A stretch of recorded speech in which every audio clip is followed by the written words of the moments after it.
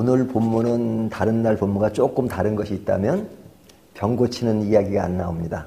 오늘은 좀 다른 주제를 다루는데요.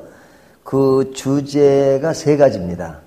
첫 번째는 예수님이 제자를 선택합니다. 어떤 제자를 선택하냐면 당시에 세리로 있는 레위를 제자로 선택합니다. 예수님의 제자 가운데는 어부 출신들이 많잖아요.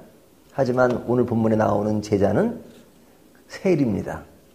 그 당시 세리는 가장 악한 사람으로 취급된 사람입니다. 창녀와 세리를 같은 등급으로 생각했어요. 왜 세리를 창녀와 같은 수준으로 생각했느냐면 너무 악랄했거든요. 뭐가 악랄했느냐? 그 당시 이스라엘은 누구의 지배를 받았어요? 로마의 지배를 받았잖아요. 그러니까 로마가 그 나라를 지배할 때 그 세금을 걷는 사람들을 택할 때 이렇게 딱 이렇게 시험을 봐가지고 그 일을 하게 한 게 아니고 여러 사람들이 써냅니다. 나는 이 지역에 세금을 얼마만큼 거둘 수 있다. 그러니까 여러 사람이 이제 후보로 등장하는 겁니다. 어떤 사람은 나는 수지 지역에 1억 원 세금을 거둘 수 있다. 근데 어떤 사람은 2억 원 써내요. 어떤 사람은 3억 원. 그러면 로마 정부가 제일 많이 써낸 사람을 이제 세리로 말하면 임명하는 겁니다. 그러면 이 사람은 많이 써냈으니까 그걸 충당을 해야 돼요. 그러니까 얼마나 많이 걷어야 되겠습니까? 그러니까 성경을 자세히 보면요. 사람 많은 데는 늘 세리가 있어요. 세금 걷는 것이 요즘처럼 걷는 게 아니고 이게 막 지나다가 길거리에 장사하는 사람들에게 세금을 걷고 그러니까 하여튼 엄청 뜯어가니까 최고 아주 사람들에게 나쁜 이미지를 갖고 있는 거죠. 근데 여기 레위가 세리인데 여기 주님이 레위가 앉아 있는 것을 보시고 그러잖아요. 우리가 어부들을 택하실 때는 어떤 내용이 많이 나면 금을 짓는 것을 보시고 금을 짓는 것은 열심히 일한다는 얘기잖아요. 그런데 세리가 앉아 있다는 것은 일한다는 얘기입니다. 세리가 열심히 일하는 것을 보시고 이 얘기예요. 그러니까 레위가 일을 열심히 하는 건 뭐예요? 뭐 세금도 열심히 걷고 그 일을 하는 것이니까 그 당시에 가장 악한 자로 인식된 사람을 예수님은 제자로 택했다라는 말입니다. 두 번째 이야기는 첫 번째 이야기는 하나 더 포함되면 그 세리를 제자로 택하고 그 집에서 세리들과 식사하는 내용이 나옵니다. 그러니까 그 당시에 가장 악한 사람들과 예수님이 그 집에 가서 식사하는 내용이 이제 하나의 사건으로 나오고요. 그 다음에 나오는 사건이 뭐냐면 금식 논쟁입니다. 그러니까 금식하는 것은 좋은 일이에요, 나쁜 일이에요? 필요에 따라서 금식하고 요즘도 금식들 많이 하잖아요.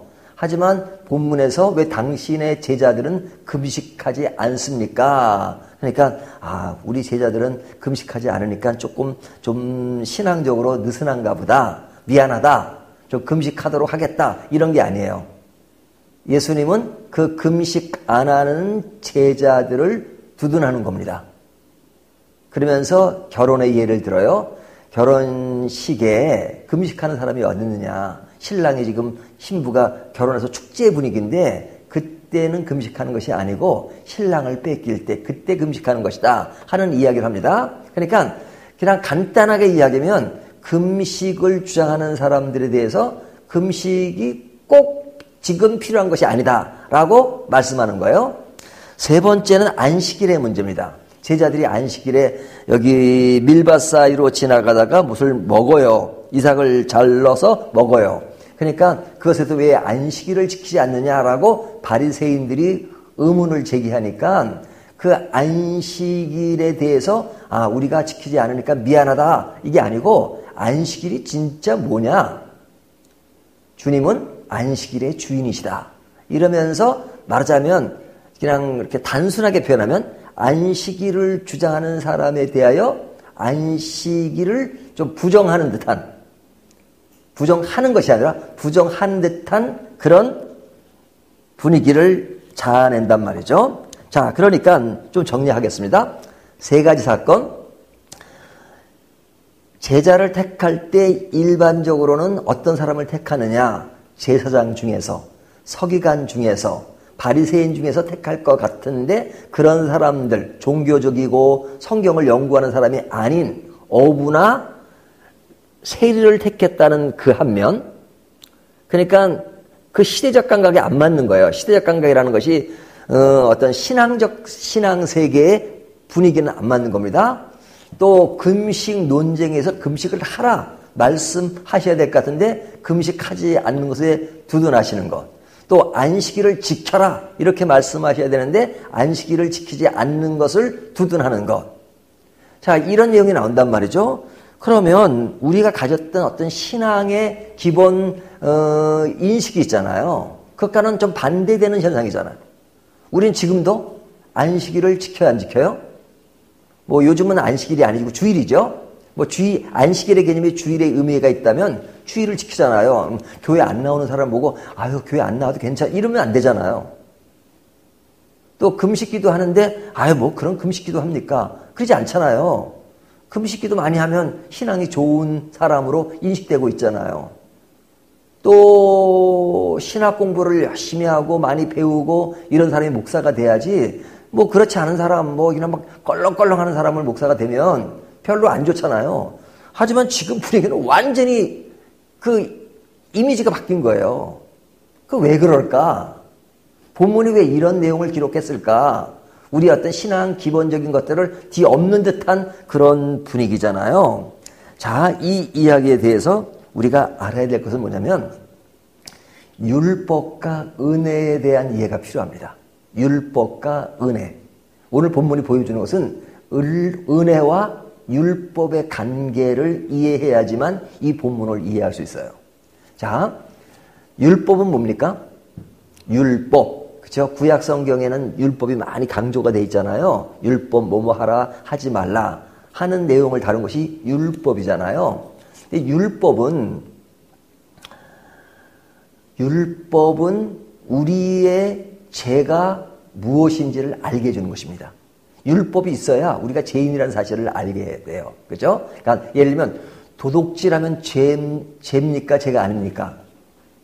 죄죠? 그 죄라는 기준이 어디에 있는 거예요? 율법에 도둑질 하지 말라라는 조항이 있어요. 그 조항을 보면서 아, 도둑질하는 것은 죄구나 하는 것을 알게 되죠.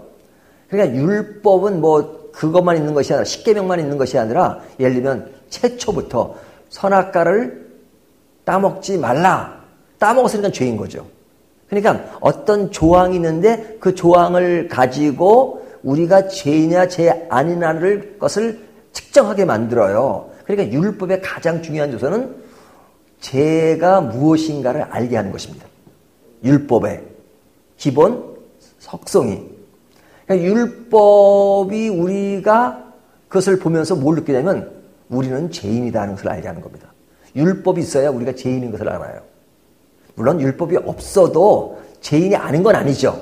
하지만 율법이 우리를 죄인이라고 분명히 평가를 해주는 겁니다. 자, 율법이 죄인이라는 것을 평가를 해주면 율법은 뭐라고 말하면 나에게 속하면 죽으니까 나에게 속하지 마라.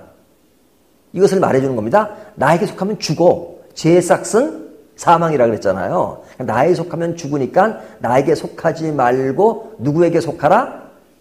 그리스도에게 속하라 그러죠. 갈라디아서 보면 이것을 이렇게 표현해. 옛날 버전으로는 몽학선생이라고 그래요. 몽학선생. 몽학선생은 뭐냐면 옛날에는 노예제도가 있었잖아요. 그러니까 집 주인이 이렇게 노예를 거느리고 집안 살림을 꾸려갑니다. 근데 그 당시에는 학교가 발전하지 않았던 시절이니까 노예 중에서 다 못 배우고 그런 사람들이 아니에요. 배운 사람도 어떻게 끌려와서 노예가 되거든요. 근데 그 노예에게 누굴 맡게 되면 아들의 교육을 맡기는 겁니다. 아들 교육. 그러면 그 노예가 그 주인 아들을 가르쳐야 돼요. 근데 노예 신분으로 주인 아들을 가르칠 수가 없잖아요. 명령도 할 수 없고 숙제해와 안 되잖아요. 그러니까 그에게 선생 자격을 주는 겁니다. 언제까지? 그 아들이 장성해서 주인의 역할을 할 때까지. 그걸 몽학선생이라 그래요. 그러니까 그 기간 동안은 종이지만 그 아들에게 이래라 저래라 말할 수 있어요. 교육적인 것에 대해서. 숙제해와라. 이거 외우십시오. 뭐 등등등. 이걸 몽학선생이라 그래요. 그러니까 몽학선생은 주어진 기간까지만 선생이에요. 근데 이 자녀가 아버지의 대를 이어서 주인이 됐어요. 그러면 그 몽학선생은 다시 종 상태로 돌아가서 그에게 복종을 해야 돼요. 그 당시 그 문화가 그랬단 말이죠. 그러니까 율법은 몽학선생이라고 하는 말은 뭐냐면 예수님이 오실 때까지 유효하다는 것을 보여주는 겁니다. 예수님이 오실 때까지 유효하다. 그러면 예수님 오신 후에 지금 율법은 불필요한 것이냐? 아닙니다. 율법을 자세히 보면 두 가지 의미를 포함해요. 하나는 율법의 완성과 폐지를 이야기해요. 율법은 무엇이다? 지금 완성되었다. 예를 들면 우리가 지금 안식일을 지킵니까? 지키지 않습니까? 안식교회는 안식일을 안 지켜요.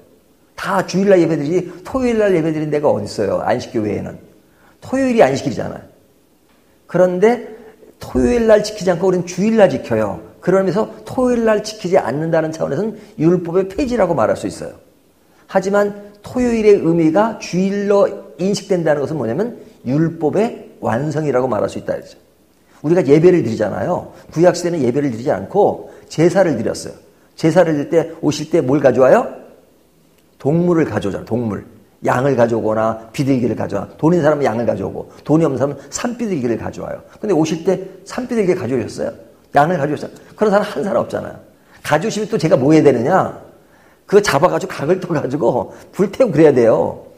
제사잖아요. 제사. 오늘날 그렇게 드리지 않죠. 그렇게 드리지 않는 차원에서 제사는 뭐예요? 폐지가 된 거죠. 폐지. 그러니까 율법의 폐지예요. 하지만 그 의미가 오늘날 우리가 이렇게 드리는 예배 속에 있다는 것을 가지고 그 의미를 가지고 있으니까 완성이라고 본다 이거죠. 그냥 율법을 얘기할 때는 두 가지를 다 얘기해야 돼요. 폐지만 얘기해서도 안 되고 완성만 얘기해서도 안 돼요. 로마서는 율법의 완성을 얘기하지만 히브리서에 보면 폐지됐다는 말이 엄청 많이 나오죠. 율법은 폐지되었나니 라고 계속 히브리서는 그렇게 나오잖아요. 그러니까 폐지와 완성을 함께 이해해야 돼요. 또 하나의 율법의 의미는 뭐냐면 율법은 체하의 법이에요. 체하의 법. 그러니까 율법 정도로 머무르서는 안 돼요. 하나님이 원하시는 것은 율법 이상의 법을 원하세요. 그러니까 율법은 체하의 법이에요. 그러니까 11조의 개념은 11조만 하면 할 일을 다 했다가 아니에요. 하나님은 몇 분의 몇을 내기를 원하세요? 10분의 10을. 다 내야 돼요. 다 내. 다 내야 된다는 것은 그러면 다 내면 뭘 먹고 사느냐?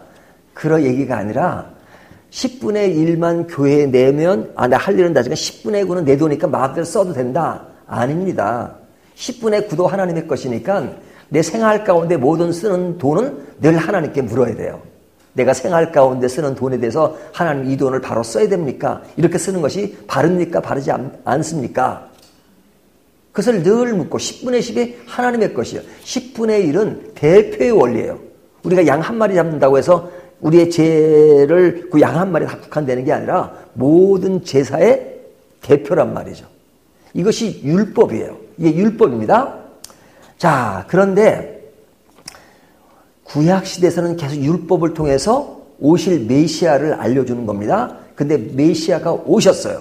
주님이 오셨어요. 십자가를 지셨어요. 십자가를 지시면서 뭐가 갈라졌어요? 휘장이 갈라졌잖아요. 성전에. 그러니까 예수님 오신 이후에 휘장이 갈라지면서 그런 제사 제도나 이런 것이 없어졌죠. 그러니까 율법이 완성되면서 폐지가 된 것입니다. 그러니까 우리는 지금은 이제는 율법의 완성된 시대, 은혜 시대에 살고 있단 말이죠. 그러니까 은혜 시대에서 율법을 이해돼요. 그러니까 율법으로 구원을 얻어요, 못 얻어요? 못 얻어요. 그렇죠? 율법을 100% 지키면 구원을 받는 거죠. 하지만 율법을 지킨 자가 없는 거죠. 그러니까 율법으로 구원을 못 얻는 겁니다. 무엇으로 얻어요? 율법은 딱 우리에게 알려. 너 죄인이야. You are sinner. 너 죄인이야. 그래서 곧 너는 죽어. 그래 죽어야 돼요. 죽어야 돼. 근데 내가 죽을 것을 주님이 대신 죽으시고 십자가에 이제부터 너는 의인이야. 그걸 칭의라 그래요. 칭. 거룩하게 의롭다고 칭하셨어요. 그러니까 십자가를 통해서 우리를 구원하셨어요. 그것을 뭐라면 은혜란 말이죠. 그러니까 율법은 은혜를 향해서 쭉 가고 있다가 그리스도가 오심으로 그 율법을 다 이루신 거죠. 그러니까 우리는 은혜 아래 있는 겁니다. 은혜 아래 있는 우리는 그럼 율법은 폐지됐느냐? 결코 그럴 수 없느니라. 율법 자체는 거룩한 것이에요. 하지만 율법은 이제는 구원의 조건이 아니라, 아니 뭐 옛날부터 마찬가지야. 구원의 조건이 아니라 구원의 열매야 돼요. 그래서 예수를 잘 믿을수록 율법은 체하의 법이 돼야 돼요. 율법 수준을 뛰어넘어야 돼요. 그러니까 옛날에는 살인 안 하면 죄가 아닌 거예요. 살인하지 말라는, 살인 안 했으면 돼요. 하지만 산상수훈에서 예수님이 뭐라고 말씀하셨어요? 남을 미워하는 자는 이미 살인한 자다 이거죠.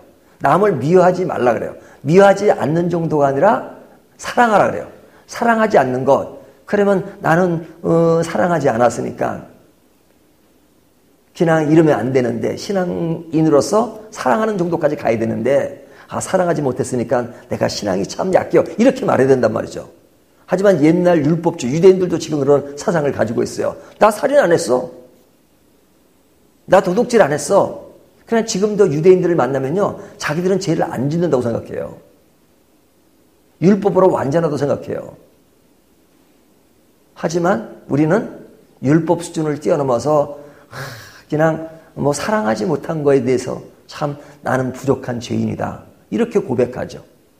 하나님은 우리를 의롭다고 칭하셨지만 우리는 항상 그 은혜 아래서 하나님 나는 부족합니다. 이렇게 고백하는 것. 그래서 신앙의 출발은 긍정적이지 않아요.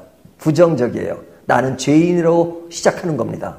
그 은혜에 늘 감사하는 거죠. 자, 그런 의미에서 오늘 본문으로 다시 돌아가서 예수님이 이런 사건을 이야기하시는 기본은 뭐냐면 13절에 예수께서 다시 바닷가에 나가심에 큰 무리가 나았거늘 예수께서 그들을 가르치시니라.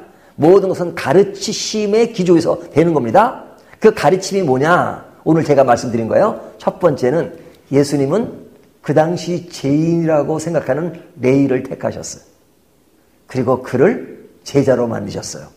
죄인을 의롭게 만드시는 예수님의 사랑, 은혜, 그것이 구원의 깊은 의미를 담고 있는 겁니다.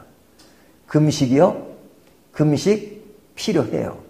하지만 금식은 내가 금식함으로써 무엇을 이룬다는 그 이상을 뛰어넘는 겁니다. 우리는 늘 주 안에서 평화와 기쁨을 맛봐야 돼요. 그래서 여기 새 포도주는 새 부대에 넣는다 하는 것을, 새로운 예수 그리스도의 은혜 아래서 이제는 새로운 세계를 지향해 나가는 겁니다. 그러니까 율법적 수준에서 금식을 하는 것이 아니에요. 그 이상을 뛰어넘는 겁니다. 또 안식일에 대한 논쟁, 그렇죠? 안식일 날, 옛날에 저 어렸을 때만 해도요, 뭐 사 먹으면 큰일 났어요. 주일날 뭐 사 먹지 말라고. 근데 지금 안 사 먹는 분은 어디 있습니까? 예? 주일날 교회마다 또 나가서 식사하는 데도 있고 그러잖아요. 그럼 옛날이 잘못된 거예요? 지금이 잘못된 거예요? 그 당시에는 우리나라 교회가 대부분 어느 교회를 막론하고 율법주의적인 성향이 강했죠. 그러나 지금 우리가 주의를 그래도 거룩하게 지킨다는 차원에서 좀 더 그냥 예배에 집중하는 것은 굉장히 좋은 자세죠. 주일날 그냥 바쁘게 그냥 쇼핑에 뭐 그런데 바쁜 것이 아니라 그냥 그날은 오로지 그냥 예배에 집중하자. 그런 자세는 너무너무 아름다운 것이죠. 하지만 율법적으로 그때는 안 돼. 그게 아니란 말이죠. 모든 것이 하나님의 영광을 위해서. 근데 사실은 주일도 주일날만 주일이 아니라 매일매일의 삶을 주일로 지키는 자. 그렇죠? 11조만 드리는 게 아니라 10분의 10을 드리시 주일만 예배 드리는 것이 아니라 내 모든 삶을 매일매일 everyday 하나님을 늘 찬양하며 개인이든 교회에 모이든 항상 주님을 찬양하는 것, 그것이 은혜 아래 있는 사람이죠. 율법을 뛰어넘는 은혜 아래 있는 사람. 그런 의미에서 오늘 본문은 우리가 율법을 뛰어넘었고 은혜 아래 있어야 된다. 은혜와 율법의 관계는 어떤 관계인가 하는 것들을 이해하게 만드는 말씀이에요. 오늘 말씀을 따라서 우리가 율법을 뛰어넘는 은혜 아래 사는 저와 여러분이 되시기를 주님의 이름으로 축원합니다.